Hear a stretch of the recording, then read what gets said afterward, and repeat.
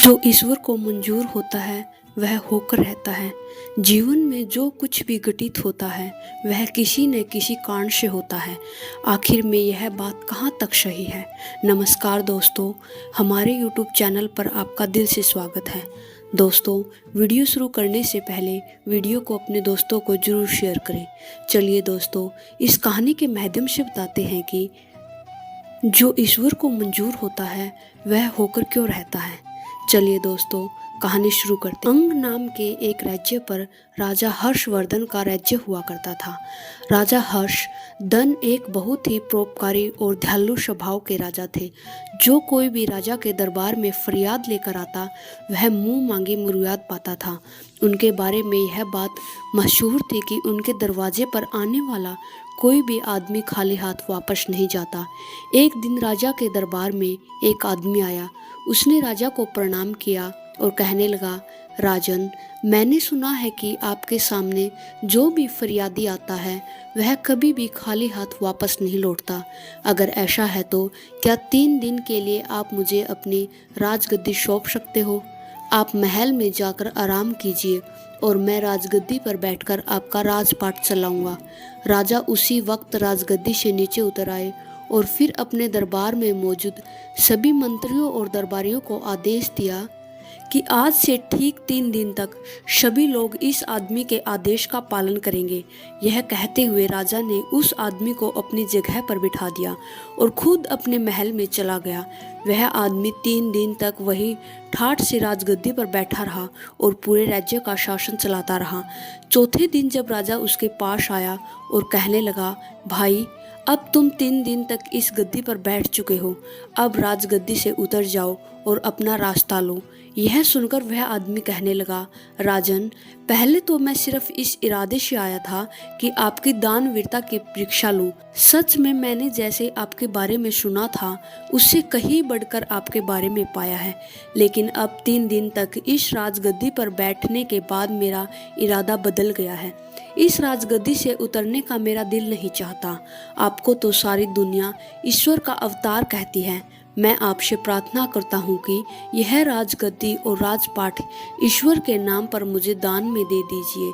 राजा ने जब उसकी बात सुनी तो मुस्कुराते हुए कहने लगे, लो भाई, यह राजगद्दी और यह राजपाट आज से तुम्हारा हो गया। अब तुम इसे संभालो, मैं चलता हूँ। यह कहकर राजा अपने महल में वापस आ गया। उन्होंने रानी को सारी बात बताई। रानी भी महाराज की तरह बहुत ही नेक दिल थी। उन्होंने शिकायत का एक शब्द भी अपनी जुबान पर नहीं आने दिया।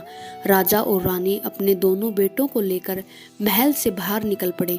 जाने से पहले उन्होंने अपने राजसी वस्त्र त्याग दिए और साधारण वस्त्र पहन लिए। राजा को ईश्वर पर बड़ा ही विश्वास था।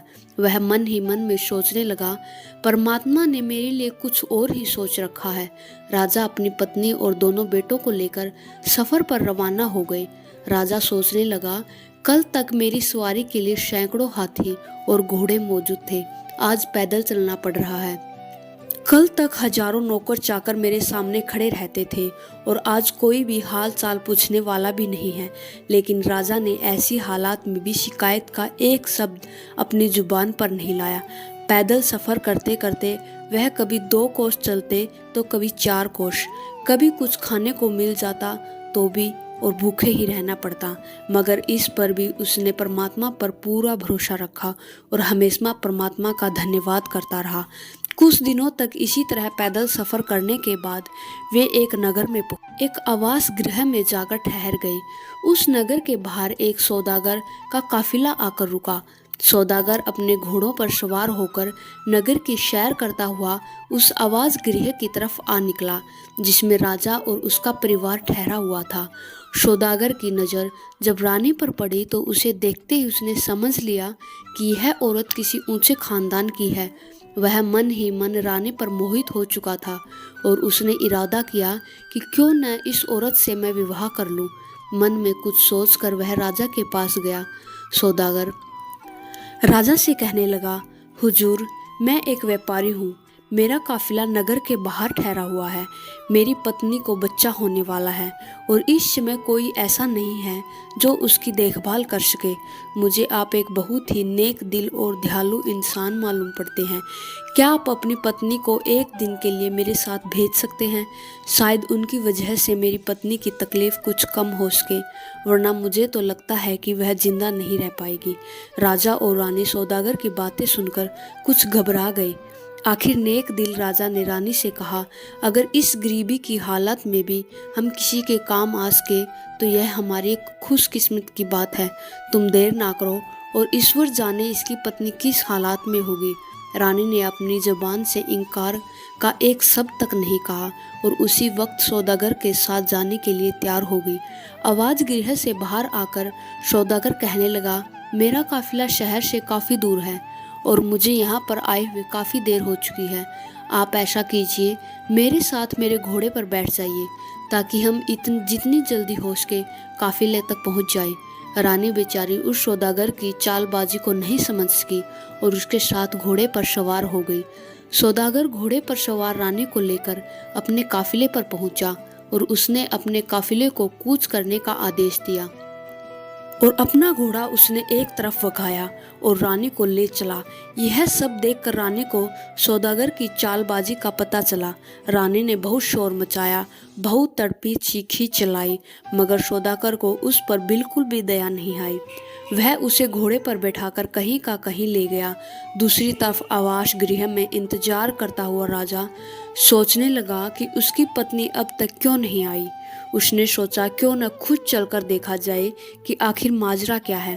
वह अपने दोनों लड़कों को साथ लेकर आवास गृह से निकला और शहर से बाहर जा पहुंचा। उसने सौदागर के काफिलों को ढूंढने की बहुत कोशिश की, लेकिन काफिले का कहीं भी पता नहीं चला। तभी से उत्तर दिशा में धूल उड़ती हुई दिखाई दी। राजा ने अनुमान लगा लिया कि जरूर वह आदमी उसकी रानी को लेकर उसी तरफ गया है। राजा भी अपने दोनों लड़कों को लेकर उस दिशा की तरफ चल दिया जिस तरफ काफिला गया था। थोड़ी दूर चलने के बाद राजा रास्ता भटक गया, कहीं दूसरी जगह जा निकला जहां उसके सामने एक नदी बह रही थी। राजा ने इधर उधर देखा कि शायद नदी पार करने के लिए कोई नाव मौजूद हो, लेकिन वहां पर कोई भी नाव नहीं थी। उसने कुछ देर तक सोचा और फिर बड़े लड़के को नदी के किनारे पर बैठाया, छोटे लड़के को अपने कंधे पर बैठाया और नदी में उतर गया। राजा का इरादा था कि पहले छोटे बेटे को नदी को पार पहुंचा दूंगा और फिर वापस आकर बड़े बेटे को ले जाऊंगा, लेकिन इंसान सोचता कुछ और है और होता कुछ और है। वह छोटे लड़के को कंधे पर उठाकर बड़ी मुश्किल से नदी के बीचों बीच पहुंचा। तभी उस बड़े लड़के की चीख सुनाई दी और उसने मुड़कर देखा तो एक जंगली भालू उसके बेटे पर हमला करने वाला था। राजा अपने बेटे की चीख सुनकर घबरा गया। घबराहट की वजह से राजा के कंधे पर बैठे छोटा बेटा नदी में जा गिरा और वह बह गया। अब तो राजा खुद भी बहुत परेशान हो गया और वह जैसे तैसे नदी के किनारे तक जा पहुंचा। राजा यह समझ रहा था कि उसके बड़े बेटे को जंगली भालू ले गया है और छोटा बेटा नदी में डूब गया है। पहले तो राजपाट हाथ से गया, फिर रानी मुझसे छीन गई, अब दोनों लड़के भी मुझसे बिछड़ गए हैं। राजा मन ही मन बहुत दुखी था। इसी हालात में वह चलते चलते दोपहर के समय एक नगर के पास जा पहुंचा। उसने देखा कि शहर के बीचों बीच एक खुले मैदानों में लोगों की भीड़ जमा थी। भीड़ को देखकर राजा हैरान हो गया और सच्चाई मालूम करने के लिए उस तरफ बढ़ने लगा। उस नगर का यह रिवाज था कि वहां के राजा की जब मौत हो जाती है तो सभी दरबारी और मंत्री शहर के लोगों को एक साथ मैदान में इकट्ठा हो जाते हैं। फिर एक बाज को उड़ाया जाता है। यह बाज जिसकी भी सिर पर बैठ जाता है उसी को राजा मान लिया जाता है और वह राजगद्दी भी सौंप दी जाती है और इसी कारण से वहां पर लोगों की भीड़ जमा हो जाती। बाज छोड़ा जा चुका था, मगर अभी तक वह किसी के सिर पर नहीं बैठा था। किस्मत शायद उसी राजा का इंतजार कर रही थी। जैसे ही राजा वहां पर पहुंचा, बाज उसके सिर पर जाकर बैठ गया। उसके सिर पर बैठना था। तुरंत सभी दरबारी हाथ जोड़कर उसके सामने आ खड़े हो गए और उसे अपना राजा मान लिया। वे सभी उससे प्रार्थना करने लगे, चलिए महाराज, अब आप ही इस देश के राजा हैं। चल कर अपनी गद्दी संभालिए। लेकिन राजा ने कहा, अरे भाई, मैं तो खुद राजपाट कर छोड़ कर आया हूँ। अपना राजपाट छोड़कर ही मैंने यह फकीरी हासिल की है। अब मुझे किसी भी तरह के राजपाट की कोई इच्छा नहीं है। राजा का ऐसा कहना था कि दरबारी समझ गए कि हमें इससे अधिक अच्छा राजा नहीं मिल सकता। वे सभी जिद करने लगे, आप ही हमारे राजा हैं। राजा के बार बार मना करने पर भी लोगों ने उसे अपना राजा बनाकर ही दम लिया। उसे राजा के कपड़े पहनाए गए, सर पर मुकुट रखा गया और महल में ले जाकर उसे राजगद्दी पर बैठाया गया। इसके बाद कई दिनों तक उस नगर में नए राजा के चुने जाने की खुशी में उत्सव मनाया गया। राजा ने भी मन ही मन इस राज्य को ईश्वर का पुरस्कार समझा और उस राज्य का राजपाट चलाने लगा। मगर दिल ही दिल में राजा दुखी रहता था। जब भी उसे अपनी पत्नी और बेटों की याद आती तो उसकी आंखें नम हो जाती थी। अब जरा उन बेटों का भी हाल सुनिए। जिस लड़के को जंगली भालू उठाकर ले गया था, उसे रास्ते में एक शिकारी ही नजर पड़ी। उसने अपना तीर कमान पर चढ़ाया और निशाना सीधा भालू पर लगाया। भालू वहीं पर ढेर हो गया और लड़के की जान बच गई। जो लड़का नदी में डूब गया था, उसे एक मछुआरे ने बचा लिया। यह दोनों ही आदमी की औलाद नहीं थे और उन्होंने इन दोनों लड़कों को अपनी औलाद समझकर इनका पालन पोषण किया। ये दोनों ही आदमी उसी नगर के रहने वाले थे जहां इन लोगों का पिता राजा बन चुका था। दोनों ही लड़के अपने अपने घर में बड़े हुए और वहां के राजा की सेना में भी वे भर्ती हो गए। भाग्य का खेल ऐसा हुआ कि उन दोनों को राजा का एक अंगरक्षक बना दिया गया और समय बीतने की वजह से दोनों लड़कों की शक्ल सूरत अब बिल्कुल बदल चुकी थी। ना तो राजा उन्हें पहचान सका और यह उसी के बेटे हैं, और ना ही उन लड़कों को समझ में आया कि राजगद्दी पर जो इंसान बैठा है वही उनका पिता है। बल्कि उन दोनों को तो यह भी एहसास नहीं हुआ कि वे दोनों सगे भाई हैं। यह भी कुदरत का ही खेल था कि वे इकट्ठे होकर भी अलग अलग थे।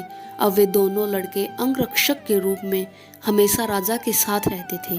राजा जब उनसे बात करता तो उसे बहुत ही अच्छा महसूस होता था। उन दोनों लड़कों से बात करके राजा के मन को बहुत ही सुकून मिलता। दरअसल यह हुआ कि वह धोखेबाज सौदागर जो रानी को उठाकर ले गया था, इसी नगर में आ गया। इस दौरान सौदागर ने लाख कोशिश की कि रानी उससे शादी कर ले, मगर वह नेक औरत किसी की भी तरह से शादी के लिए राजी नहीं हुई। सौदागर उसे एक अलग कक्ष में रखता था और उसकी कड़ी निगरानी की जाती थी। इस सौदागर को यहाँ के पहले राजा के दरबार में अक्सर आना जाना रहता था। सारे दरबारी और मंत्री इस सौदागर को अच्छी तरह से पहचानते थे। जब सौदागर को पता लगा कि पुराने राजा की मौत हो चुकी है तो उसे बहुत ही दुख हुआ, लेकिन मंत्रियों ने उसे बताया कि नई राजा पहले से भी ज्यादा नेक दिल और न्यायप्रिय है। यह सुनकर सौदागर ने मंत्री के हाथ राजा के लिए कुछ तोहफा भिजवा दिया और फिर खुद भी राजा से मिलने के लिए पहुंच गया। दरअसल बात यहाँ तक थी कि राजा ने उसे नहीं पहचाना कि वही धोखेबाज आदमी है जो उसकी रानी को लेकर भागा था। सौदागर भी यह न समझ सका कि यह वही राजा है और वही आदमी है जिसने उसे धोखा दिया था। राजा ने सौदागर की बहुत ही मेहमान नवाजी की। सौदागर कई देशों की यात्रा कर चुका था। राजा सौदागर से उन देशों के बारे में पूछता और सौदागर उसे अपने सफ़र के किस्से सुनाता। एक दिन की बात है जब सौदागर और राजा काफ़ी देर तक बातें कर रहे थे। शाम ढल चुकी थी। तब राजा ने सौदागर से कहा, दोस्त, आज की शाम तुम यहीं पर रुक जाओ। मुझे व्यापार के मामले में तुझसे कुछ ज़रूरी बातें करनी है। सौदागर उस रात महल में रह गया, लेकिन वह कुछ परेशान सा नजर आ रहा था। राजा ने सौदागर से परेशानी का कारण पूछा तो सौदागर कहने लगा, हुजूर, दरअसल बात यह है कि मेरी पत्नी पागल हो गई है और इसकी देखभाल मुझे खुद करनी पड़ती है। मुझे हर समय यह डर लगा रहता है कि कहीं पागलपन की वजह से वह कहीं भाग ना निकले और किसी मुसीबत में फंस ना जाए। इस पर राजा ने कहा, तुम आज महल में ही रहो और अपनी पत्नी की चिंता मत करो, उसकी देखभाल का बंदोबस्त हम कर देंगे। राजा ने यह कहकर अपने दोनों अंगरक्षकों यानी उन दोनों लड़कों को सौदागर के काफिले में जाकर उस औरत का पहरा देने का आदेश दिया जिसमें सौदागर की पत्नी यानी रानी को रखा गया था। दोनों लड़कों ने आदेश पाकर उसी वक्त जाकर घर के बाहर पहरा देना शुरू कर दिया जिस घर में वह औरत कैद थी। रात जब आधी से ज़्यादा गुजर चुकी थी तो छोटे लड़के को नींद आने लगी। इस पर बड़े लड़के ने कहा, देखो भाई, इस समय नींद का आना ठीक नहीं है। कहीं ऐसा ना हो कि हम दोनों की गलती के कारण यह औरत यहाँ से निकल कर भाग जाए। पर इस पर छोटे लड़के ने कहा, तो फिर भाई ऐसा करो कि कोई ऐसी कहानी सुनाओ जिसे सुनकर नींद उड़ जाए। यह सुनकर बड़े भाई ने जवाब दिया, मैं तुम्हें अपनी ही कहानी सुना देता हूँ। अगर गौर से सुनोगे तो नींद तो क्या, तुम्हारी भूख प्यास तक उड़ जाएगी। यह कहने के बाद उसने कहानी सुनाना शुरू किया। अरे भाई, मैं एक राजा का बेटा हूँ। मेरे पिता न्यायप्रियता और दयालुता की दूर दूर तक चर्चा थी। लोग उन्हें ईश्वर का अवतार मानते थे। उन्हें अपने राजपाट ईश्वर के नाम पर एक आदमी को दान में दिया और फिर मेरी माँ और मेरे भाई के साथ लेकर सफ़र पर रवाना हो गए। रास्ते में एक सौदागर ने धोखा देकर मेरी माँ को भगा कर ले गया और हम दोनों भाई अपने पिता के साथ ही थे। आगे चलकर हमें एक नदी मिली जहाँ पर कोई नाव नहीं थी। मेरे पिताजी ने मुझे किनारे पर बैठाया और छोटे भाई को कंधे पर बैठाकर नदी के पार ले चला। अभी वही नदी के बीचों बीच ही पहुँचे थे कि मुझे एक जंगली भालू ने पकड़ लिया। मेरे चीखने चिल्लाने से मेरे पिता घबरा गए और छोटे भाई ने उनके कंधों से उचक कर नदी में जा गिरा। इसके बाद उनका क्या हुआ मुझे कुछ मालूम नहीं, लेकिन जब वह जंगली भालू मुझे पकड़कर ले जा रहा था तभी मुझे एक शिकारी ने उस भालू से छुड़वा लिया। फिर मेरी किस्मत मुझे इस राजा तक ले आई। यह सुनकर दूसरा लड़का तुरंत उसे लिपट गया और कहने लगा, नदी में गिरने वाला वह बच्चा मैं ही था। मुझे एक मछुआरे ने डूबने से बचाया था। फिर तो दोनों भाई गले लगकर रोने लगे। उन दोनों के रोने की आवाज़ सुनकर अंदर कैद खाने में बैठी औरत अचानक चौंक पड़ी। वह उन दोनों लड़कों से इसका कारण पूछने लगे। दोनों लड़कों ने जब सारी कहानी सुनाई तो उस औरत को बताई तो वह कहने लगी, मेरे बच्चों, तुम अपनी माँ को नहीं पहचान सके। यह कहते हुए वह उन लड़कों से लिपट गई। तब उनकी माँ ने बताया, मैं अब तक इस सौदागर की कैद में थी। दोनों लड़कों माँ माँ पुकारते हुए उसे लिपट गए। इसके बाद वे दोनों उसी राजा के पास गए और उसे सारी घटना कह सुनाई। राजा को अभी तक यह नहीं मालूम था कि सौदागर की कैद में जो औरत है वह उसी की पत्नी है, लेकिन अब उसे मालूम हुआ कि वह औरत इन दोनों लड़कों की माँ है। राजा ने फैसला किया कि वह इसी वक्त सारे मामलों को दूध का दूध और पानी का पानी करेगा। उसने उसी समय उस औरत को लाने के लिए सिपाही भेजे। जब वह औरत राजा के सामने पेश हुई, जैसे ही राजा की नज़र उस पर पड़ी तो राजा की समझ में सारा माजरा आ गया। राजा की पत्नी भी अपने पति को देख पहचान गई और उनके कदमों में गिर गई। दोनों भाई भी अपने पिता को पहचान चुके थे और पिताजी पिताजी कहते हुए राजा से लिपट गए। सौदागर ने जब यह देखा कि उसकी पोल अब खुल चुकी है तो वह वहां से भागने लगा, मगर राजा के सिपाहियों ने उसे मौका नहीं दिया। उसे गिरफ्तार करके कारागार में डाल दिया। अगले दिन राजा ने उस सौदागर का सारा माल जब्त किया और उसे मृत्यु दंड दे दिया। अब जरा भी उस आदमी का हाल भी सुनिए जिसने राजा से राजपाट दान में हासिल किया था। राजपाट मिलने के बाद वह बहुत ही मनचला और निर्दयी हो गया था। उसने अपने खजाने को भरने के लिए प्रजा पर कई तरह के कर लगा दिए। बेचारी गरीब प्रजा उसके जुल्म से परेशान हो गई। यहाँ तक कि मंत्री और दरबारी भी इस राजा से परेशान हो चुके थे। वे सभी इसी चिंता में रहते थे कि किसी तरह से वह अपने असली राजा का पता लग पाए ताकि इस अत्याचारी राजा को हटाकर एक बार फिर से उसे राजा बना दिया जाए। जब तक यह खबर उस राज्य तक पहुंची कि उनका राजा एक नए राज्य का राजा बन चुका है तो एक मंत्री ने उस अत्याचारी राजा को जहर देकर मार डाला। इस तरह से उस अत्याचारी राजा का अंत हो गया और वह मंत्री राजा के पास आया। सभी दरबारियों की तरफ से उसने प्रार्थना की कि वह फिर से अपने पुराने राज्य का राजपाट संभाले। राजा के मन में अपने पुराने राज्य के लिए प्रेम जाग गया और वह अपने मंत्री के साथ उसी राज्य में वापस आ गया। इस प्रकार से दोस्तों, राजा और उसका परिवार अब खुशी खुशी जीवन जीने लगा। फिर दोस्तों कहते हैं कि ईश्वर को जो मंजूर होता है वह होकर ही रहता है। जब हम अपनी राहों में आने वाली मुश्किलों को समझते हैं तो हम जान पाते हैं कि हर बांधा हमें एक नई दिशा देती है। कभी भी अपने प्रयासों से पीछे मत हटो, क्योंकि ईश्वर का विश्वास हमेशा हमारे साथ होता है। उम्मीद है दोस्तों आपको यह वीडियो पसंद आई।